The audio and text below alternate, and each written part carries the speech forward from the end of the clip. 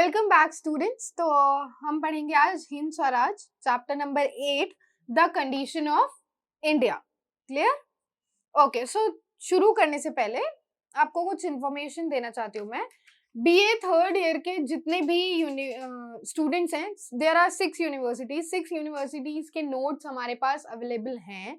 तो BA third year के जितने भी स्टूडेंट्स हैं वो नोट्स, व्हाट्सएप नंबर आपको दिख रहा होगा, इस पे मैसेज करके आप नोट्स ले सकते हैं।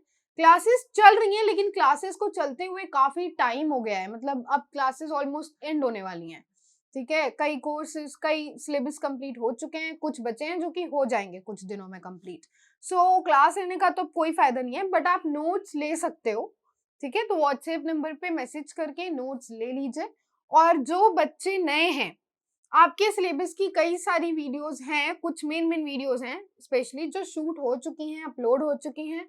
आपको लिंक डिस्क्रिप्शन में मिल जाएगा, नहीं तो प्लेलिस्ट बनी हुई है चैनल पे। प्लेलिस्ट जैसे आप वीडियो शॉर्ट्स का ऑप्शन होता है ना, वही आगे जाओगे तो प्लेलिस्ट का ऑप्शन मिलता है। प्लेलिस्ट के ऑप्शन में जा करके आप अपनी पर्टिकुलर वीडियो उस प्लेलिस्ट को ओपन करके खोज सकते हो। क्लियर? थर्ड थिंग, अगर आप न्यू स्टूडेंट हो तो जो व्हाट्सएप नंबर दिख रहा है इस पे मैसेज करके आप सर के व्हाट्सएप पे अटैच हो जाइए, क्योंकि वहां से काफी सारी इंफॉर्मेशन मिलती रहती है रिलेटेड टू यूनिवर्सिटी ऑल्सो। अगर यूनिवर्सिटी ने कोई न्यूज या कोई इंफॉर्मेशन रिलीज की है तो वो सर अपने स्टेटस पे लगाते रहते हैं, तो आपको वहां से न्यूज मिलती रहेगी। क्लियर? ओके, सो अब हम पढ़ना शुरू करते हैं। हिंद स्वराज। हिंद स्वराज है क्या?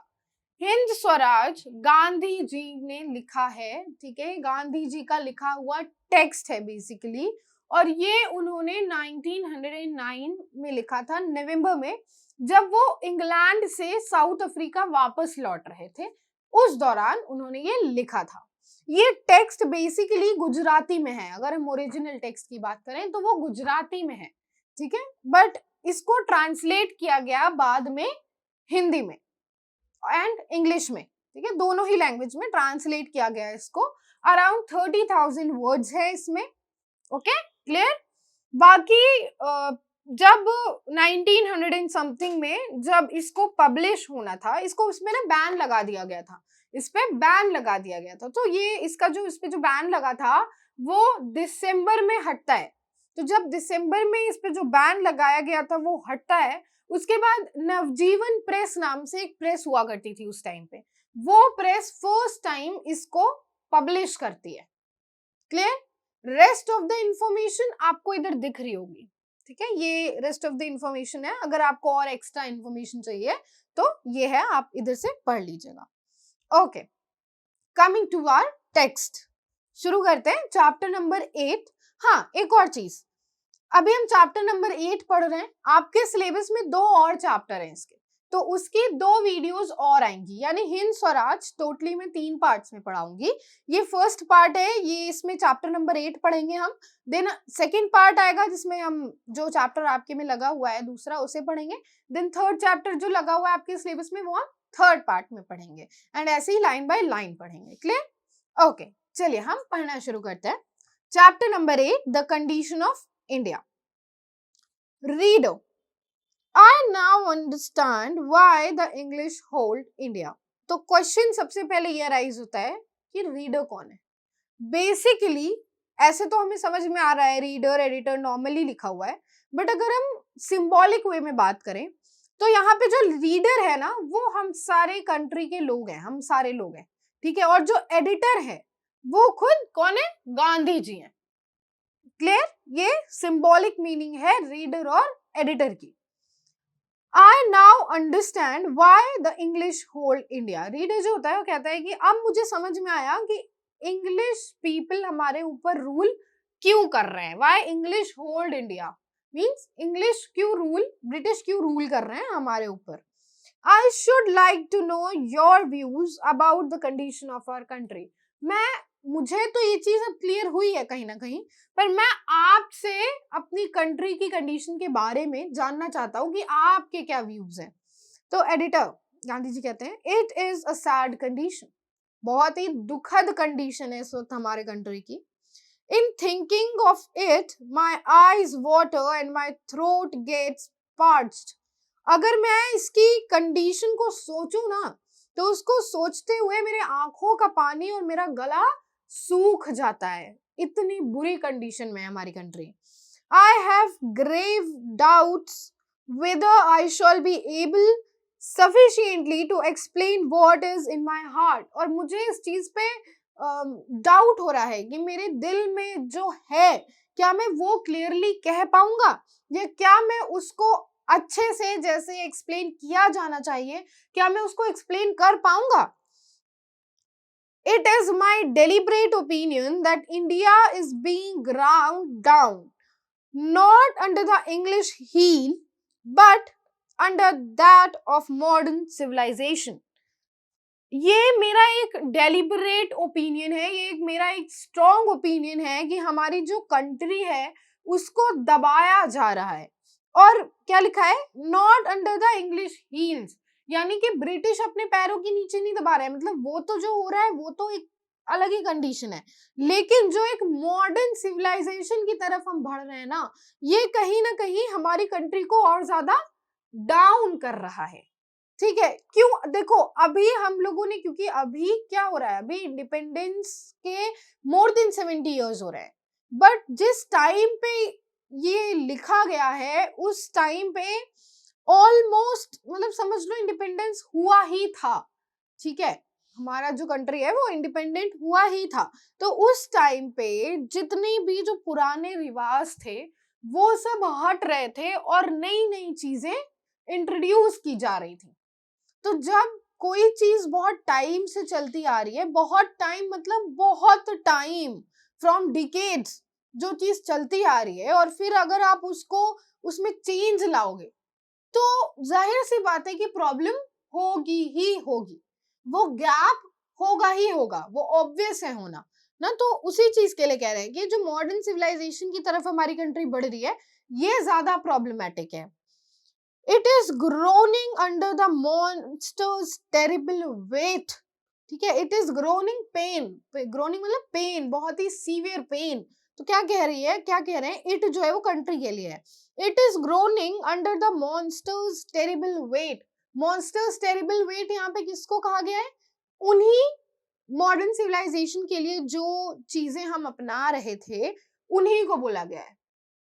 ठीक, जैसे पहले क्या होता था, बहुत इजी एग्जांपल से समझिए, पहले क्या होता था, पहले हम गुरुकुल वगैरह में पढ़ते थे, right.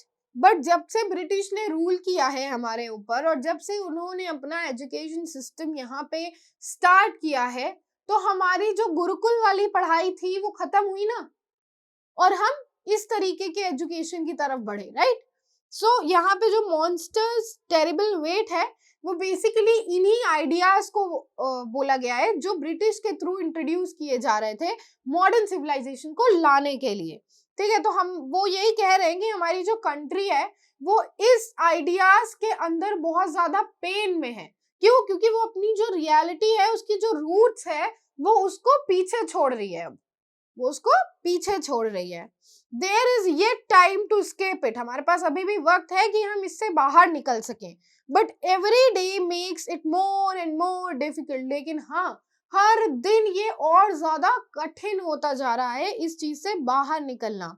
Religion is dear to me, religion, हाँ मुझे रिलीजन बहुत प्यारा है, बहुत ज्यादा प्यारा है।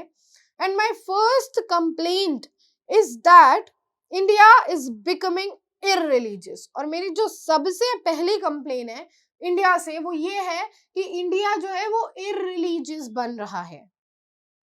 यहाँ पे बेसिकली एक जो सिंबॉलिक मीनिंग निकल के आ रही है वो ये कि रिलीजन, गांधी जी कह रहे हैं कि रिलीजन मुझे भी प्यारा था, लेकिन हमारी जो कंट्री है वो इररिलीजियस बन रही है। इररिलीजियस इन द सेंस कि जितने भी रिलीजन है वो यही सिखाते हैं कि हमें साथ में मिलके रहना चाहिए, हमें यूनिटी में रहना चाहिए, जो कि अभी नहीं हो रहा है। हम आपस में ही लड़ रहे हैं, हम आपस में ही एक दूसरे का खून बहा रहे हैं, जो कि सही नहीं है उनके पर्सपेक्टिव से। Here I am not thinking of the Hindu or the Mohammedans यानी Muslims and the Zoroastrians Christians religion, but of that religion which underlies all religion. We are turning away from God मैं यहाँ पे किसी एक particular religion की बात नहीं कर रहा हूँ, मैं उस रिलीजन की बात कर रहा हूँ जिसके अंदर हम सब आते हैं, एंड दैट इज गॉड। तो अब हम क्या हो रहा है, हम गॉड से दूर जा रहे हैं, हम अपने हमारे जो भगवान हैं जिन्होंने हमें बनाया, हम उनसे दूर जा रहे हैं। हाउ सो, रीडर पूछता है हाउ सो, अच्छा कैसे, मतलब आपको ये कैसे लगता है कि हम उनसे दूर जा रहे हैं। एडिटर, अब एडिटर क्या कहते हैं, there is a charge laid against us that we are a lazy people and that Europeans are industrious and enterprising। क्या बोल रहे हैं वो, कि हमारे ऊपर ये चार्ज लगाया गया है, हमारे अगेंस्ट ये चार्ज लगाया गया है कि हम लोग बहुत लेजी लोग हैं, और जो यूरोपियंस हैं ना, जो ब्रिटिशर्स हैं, वो बहुत ज्यादा इंडस्ट्रियस हैं और इंटरप्राइजिंग हैं। उस समय इंडस्ट्रीज बहुत तेजी से बढ़ रही थी, राइट। ईस्ट इंडिया कंपनी ने जब स्टार्ट किया है इंडिया में अपना, वो उसके बाद से वो काफी ज्यादा बढ़ी है, राइट। सो यहाँ पे वही चीज है कि वो ये दिखा रहे हैं Europeans are industries and enterprising. इसका मतलब ये हुआ कि वो ये शो कर रहे हैं कि ब्रिटिशर्स ने क्लेम किया है कि वो लोग बहुत ज्यादा एक्टिव हैं, इसी वजह से उनकी जो इंडस्ट्रीज वगैरह है वो इतनी ज्यादा स्प्रेड आउट हो रही है, लेकिन हम लोग जो है, इंडियंस जो है, वो बहुत ज्यादा लेजी हैं, जबकि ऐसा नहीं है। We have accepted the charge and we therefore wish to change our condition। और हमने क्या किया है, हमने उस चार्ज को एक्सेप्ट कर लिया है और हम ये चाह रहे हैं कि हम इस कंडीशन को चेंज करें। Hinduism, Islam, Zoroastrianism, Christianity and all other religions teach that we should remain passive about worldly pursuits and active about goodly pursuits, that we should set a limit to our worldly ambition and that our religious ambition should be illimitable। अब वो क्या कहते हैं, Hinduism, इस्लाम, वो सारे religion के नाम लेते हैं, वो कहते हैं कि जितने भी रिलीजन है, जितने भी रिलीजन है, और हाँ एक और चीज ऊपर मैंने शायद बोल दिया है कि ज़ोरास्ट्रियन जो है वो क्रिश्चियन को बोला गया है, बेसिकली वो क्रिश्चियन नहीं है। ज़ोरास्ट्रियन जो है वो कौन सा रिलीजियस होता है, आपको साइड में इंफॉर्मेशन दिख रही होगी थोड़ी सी, clear. So this is the information about that, and basically यहाँ पे वो सारे जितने भी रिलीजन है वो उसको ले करके बोलते हैं एक साथ। वो क्या कहते हैं कि जितने भी रिलीजन है वो हमें ये सिखाते हैं कि जो भी वर्ल्डली परस्यूट्स हो रहे हैं ना, मतलब वर्ल्डली इन सेंस ग्लोबल, ठीक है, जो जनरल वे में हम कह लें, ठीक है, जनरल वे में जितने भी थॉट प्रोसेस हैं या जो कुछ भी है वो हमें पैसिव रखना चाहिए। Passive is equals to positive here, ठीक है, कि हमें पॉजिटिवली देखना चाहिए, हमें पॉजिटिव एस्पेक्ट्स देखने चाहिए, हमें उन्हें ऑब्जर्व करना चाहिए, and active about godly pursuits, और जो भगवान से रिलेटेड जितनी भी चीजें हैं, ठीक है, चाहे उनकी प्रेयर करना हो, चाहे उनका कोई फेस्टिवल सेलिब्रेट करना हो, उसमें हमें बहुत एक्टिव रहना चाहिए, बहुत ज्यादा एक्टिव रहना चाहिए। That we should set a limit to our worldly ambition.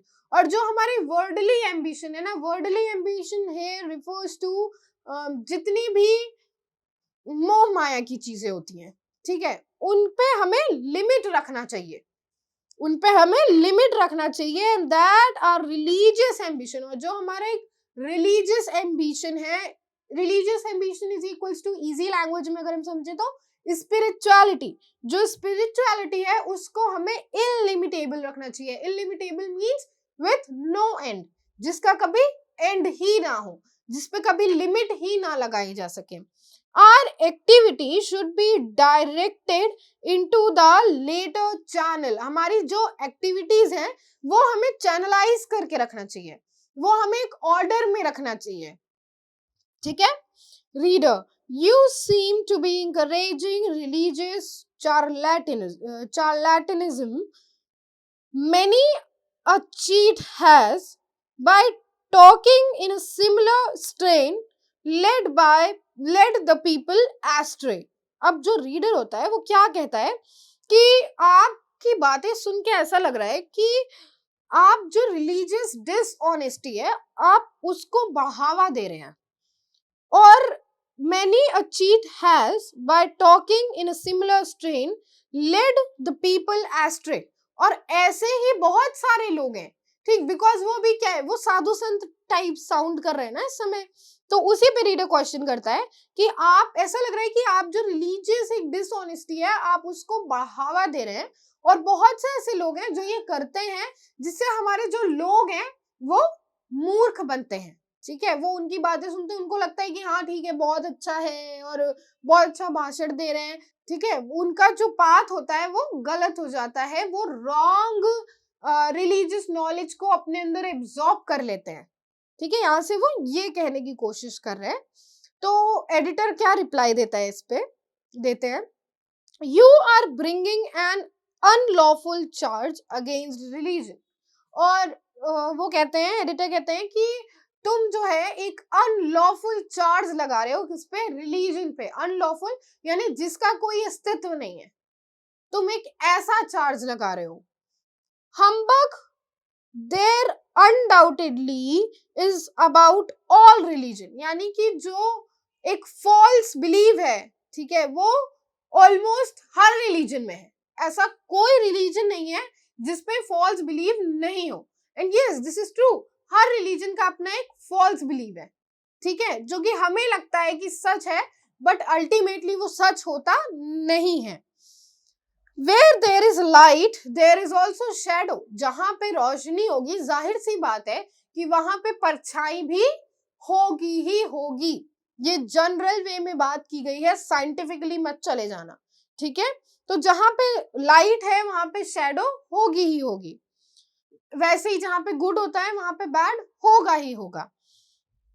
I am prepared to maintain that humbugs in worldly matter are far worse than the humbug in religion.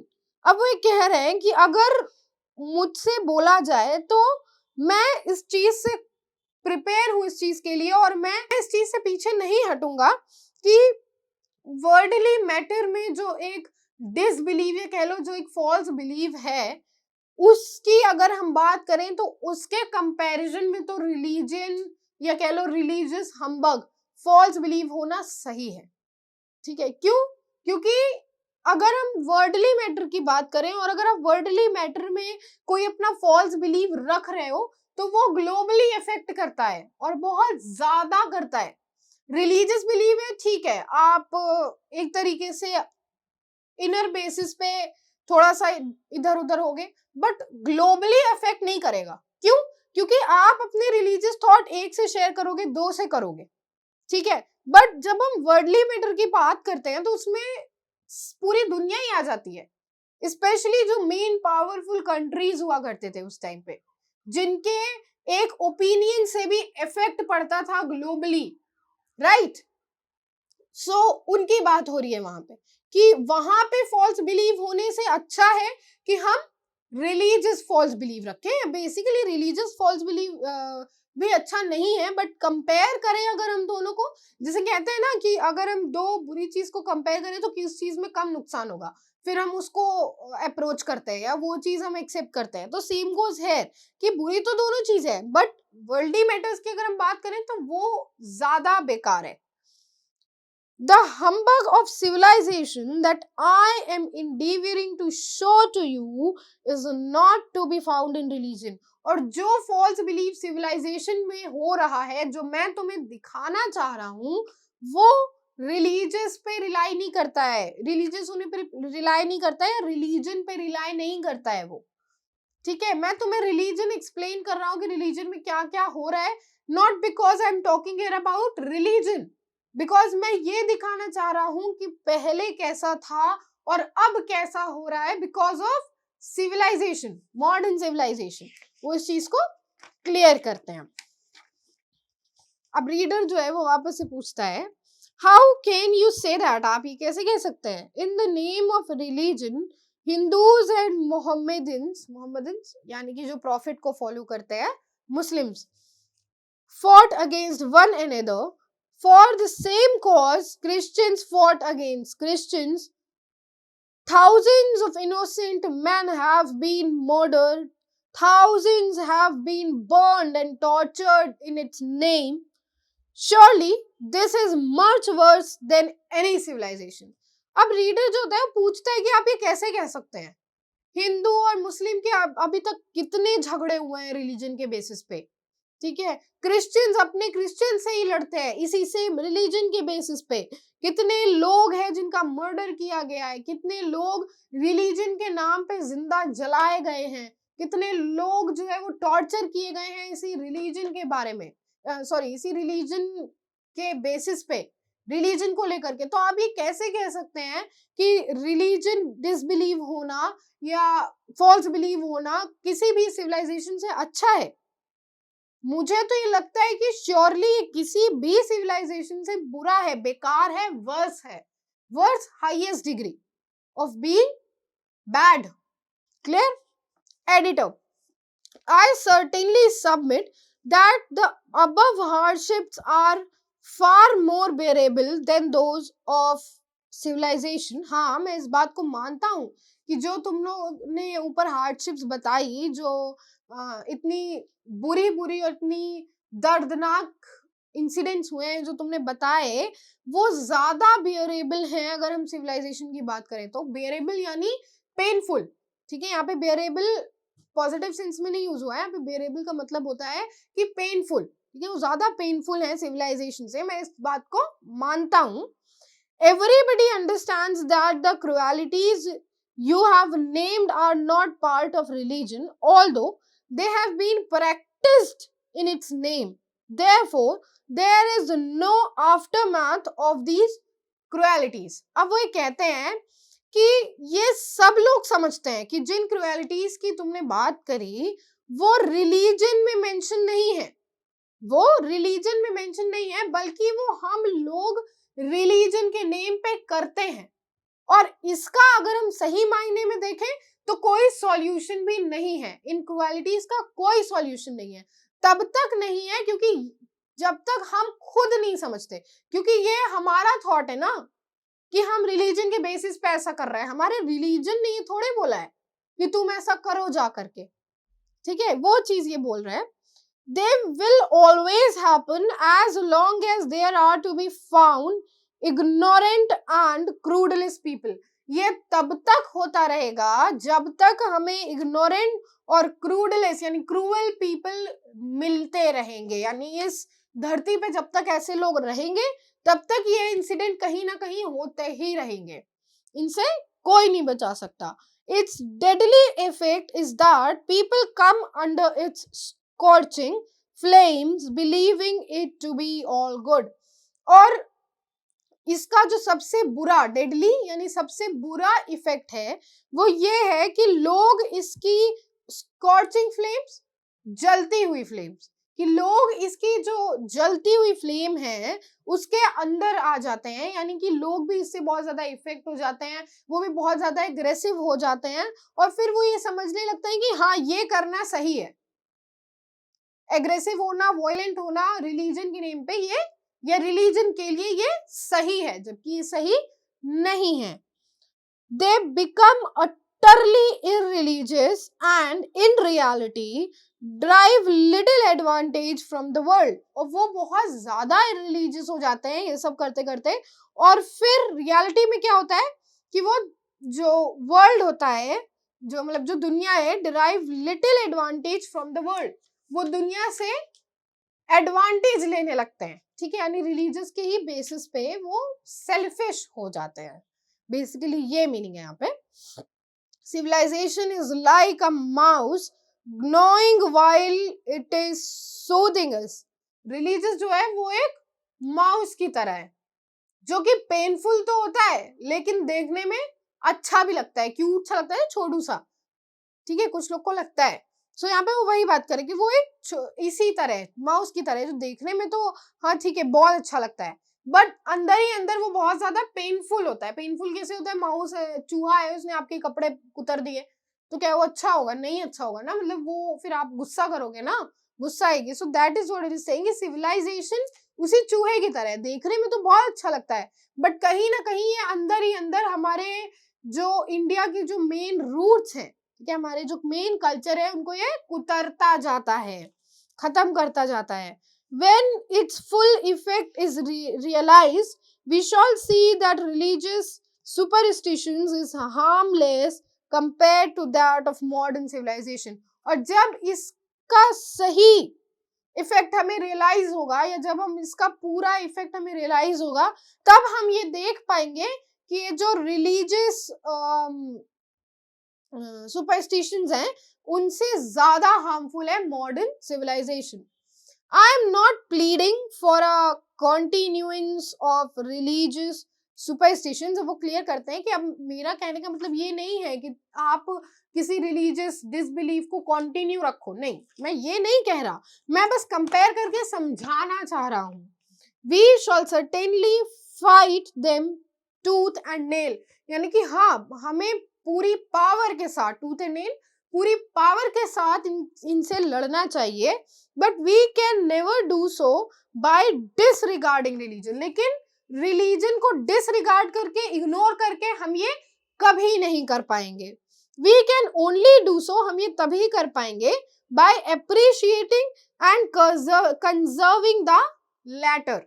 हम ये तभी कर पाएंगे जब हम हर रिलीजन को अप्रिशिएट करें और उसको कंजर्व करें, बचाएं. ठीक है, इन्हीं सुपरस्टिशन बिलीव्स जो है, सुपरस्टिशंस जो हैं, बिलीव्स, दिस फॉल्स बिलीव्स जो हैं, उनसे बचाए. रीडर, वापस से रीडर पूछता है, then you will contend that the Pax Britannica is useless incumbrance. Pax Britannica क्या है? Pax Britannica is equals to British peace. ठीक है, ब्रिटिश पीस क्या है? अब जो भी कंट्री ब्रिटिश के अंडर आती हैं, जहां पे ब्रिटिश का पावर है, उन कंट्रीज या उन एरिया कह लो बेसिकली, वहां पे पीस होना, दैट इज पैक्स ब्रिटानिका. आपको और नॉलेज चाहिए तो आपको दिख रहा होगा. ठीक है, इसे हम बोलते हैं, this is what is called PACS Britannica. तो रीडर पूछता है, तो अच्छा, मतलब आपका कहने का मतलब ये है कि जो पैक्स ब्रिटानिका है प्रेजेंट टाइम में, वो सही नहीं है या वो गलत है, वो नहीं करना चाहिए. वो उस पे क्वेश्चन उठाता है. Editor, you may see peace if you like, I see none. अगर आपको इससे पीस दिख रहा है तो बहुत अच्छी बात है, लेकिन मुझे तो कहीं नजर नहीं आ रहा कि कहीं पे शांति है. यू मेक, रीडर बोलता है, you make light of the terror that the thugs, the Pindaris and the Bhils were to the country. फिर से, you make light of the terror that the thugs. Light of the terror यानी कि जो एक डर है उस पे आप रोशनी डालना चाह रहे हैं. डर किसका? ठग्स. ठग्स कौन होते थे?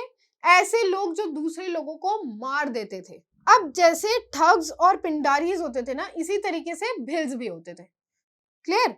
सो वही रीडर ये बोल रहा है. तो आप क्या मतलब क्या दिखाना चाह रहे हैं कि जो टेरर है इन लोगों का, ये लोग कंट्री में ही रहते हैं और इन लोगों का जो टेरर है आप उस पे लाइट डालना चाह रहे हैं, मतलब उसको हाईलाइट करना चाह रहे हैं.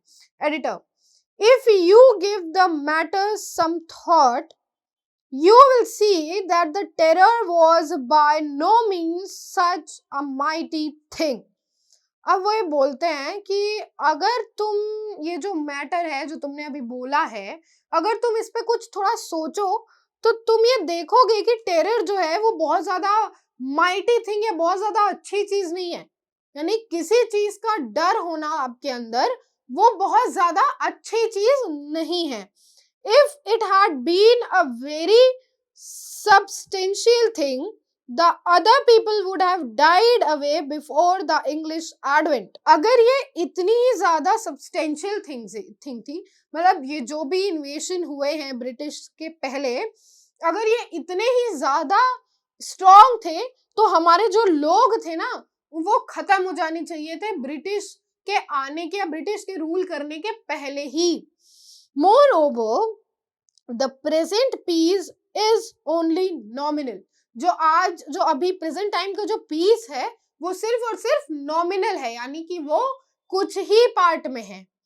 For by it we have become emasculated and cowardly. क्यों? क्योंकि उससे फॉर बाय इट आज जो पीस, एक जो नॉमिनल पीस है वो कहीं कहीं जगह पे है, और हम जो है वो दब्बू हो चुके हैं। वो जो पीस है वो भी इस वजह से है क्योंकि हम लोग क्या है, हम लोग अब दब्बू हो चुके हैं, हम लोग अब डरपोक हो चुके हैं।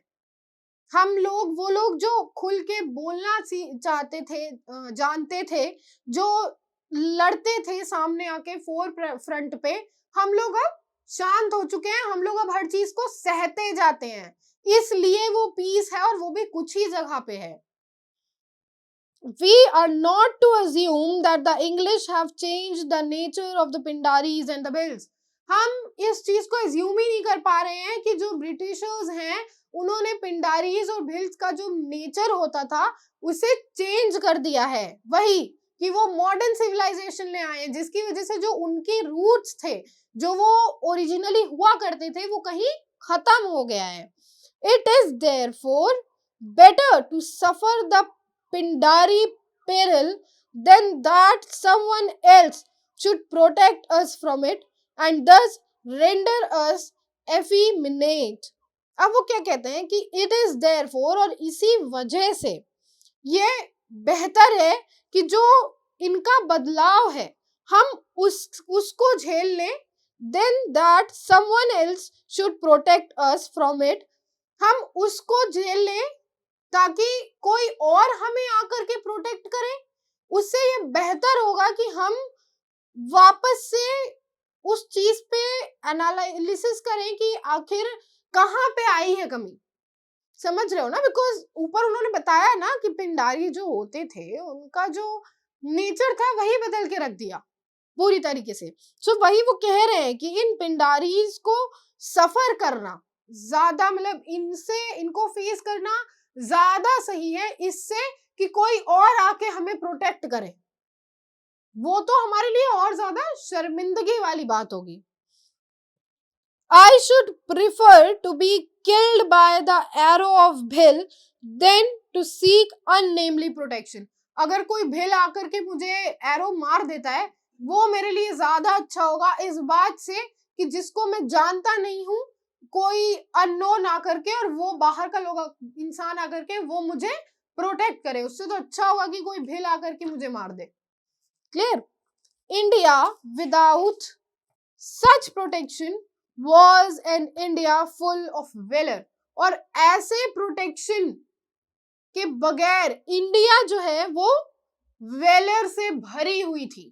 Velar is very common word, valour बहुत कॉमन वर्ड है, इसका मीनिंग आपको पता होगा, और अगर नहीं पता है तो गूगल कर लीजिए because these are very common word. आप ग्रेजुएशन में आ गए हो, इतना तो आपको पता ही होना चाहिए।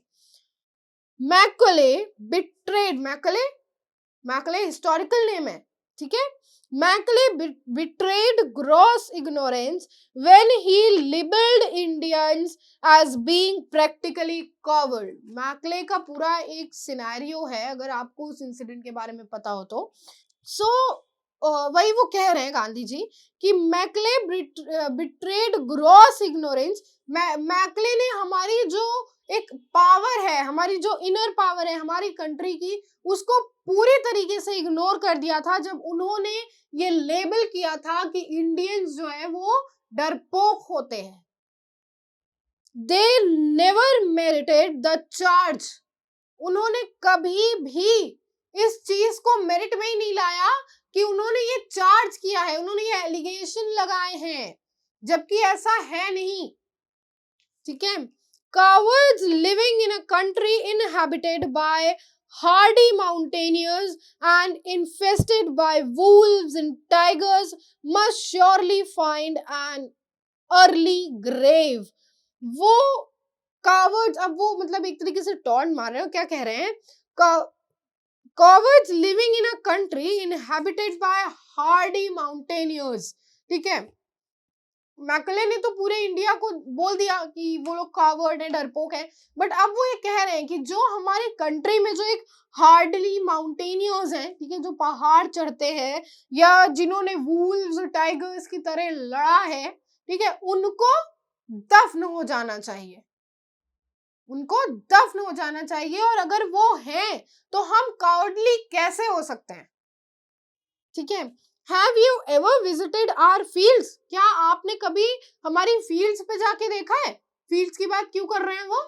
महाभारत एग्जाम्पल लेते हैं, कहाँ हुआ था? फील्ड पे ही तो हुआ था ना, इसीलिए यहाँ पे उन्होंने फील्ड की चर्चा की कि कभी आपने फील्ड पे देखा है उतर के हमारे लोगों को? जब हमारे लोग फील्ड पे उतरते हैं तो वो कैसे होते हैं? I assure you that our agriculturists sleep fearlessly on their farms even today, but the English and you and I would hesitate to sleep where they sleep. मैं ये श्योरिटी के साथ कहता हूँ और मैं ये श्योर करता हूँ कि जिस तरीके से हमारे फार्मर्स एकदम निश्चिंत होकर अपने फार्म पे सो जाते हैं, अगर इंग्लिश पीपल को या हमको या आपको ये कह दिया जाए ना कि आप उनकी जगह पे सो जाइए, तो हम 4 बार सोचेंगे, हम सो नहीं पाएंगे वहां पे। Strength lies in absence of fear, strength जो होती है, अंडरलाइन इट, बहुत अच्छी बात है, स्ट्रेंथ जो होती है वो वहां पे होती है जहां पे डर नहीं होता है। Not in the quantity of flesh and muscle we have in our body, bodies, हमारी बॉडीज में कितनी मसल्स हैं या कितना फ्लैश है, हमारी कितनी बॉडी बनी हुई है, इट डजंट मैटर। आपकी कितनी भी बॉडी बनी हो, अगर आपके अंदर डर है किसी चीज को लेकर के, तो आप वो काम नहीं कर पाएंगे। तो स्ट्रेंथ वहां होती है जहां पे फियर नहीं होता है, irrespective of body and muscles. Moreover, I must remind you who desire home rule that after all, the Bhils, the Pindaris and the Thugs are our own countrymen. और उससे ज्यादा मैं आपको ये बात रिमाइंड कराना चाहूंगा, जो ये चाहता है कि होम रूल हो, वो उन लोगों को मैं रिमाइंड कराना चाहूंगा कि जो बेल्स हैं, पिंडारीज हैं, ठग्स हैं, वो आफ्टर ऑल हमारी ही कंट्री मैन है, यानी कि हमारी ही कंट्री के लोग हैं। To conquer them is your and my work, उनको कॉन्कर करना मेरा और आपका काम है, किसी और का नहीं। क्यों? क्योंकि वो हमारी कंट्री के लोग हैं। So long as we fear our own brethren, we are unfit to reach the goal. और जब तक हम अपने ही लोगों से डरते रहेंगे, हम अपने गोल पे कभी नहीं पहुंच पाएंगे। क्लियर? सो यहाँ पे हमारा चैप्टर 8 फिनिश होता है। नेक्स्ट 2 चैप्टर्स हम आगे के 2 पार्ट में पढ़ेंगे। Till then keep studying and keep watching this channel. WhatsApp number पे मैसेज करके अटैच होना ना भूलें, बहुत सी इंफॉर्मेशन आपको वहां से मिल जाएगी। बीए थर्ड ईयर वाले नोट्स ले लीजिए मैसेज करके। Okay, till then keep studying and keep watching this channel. Tada!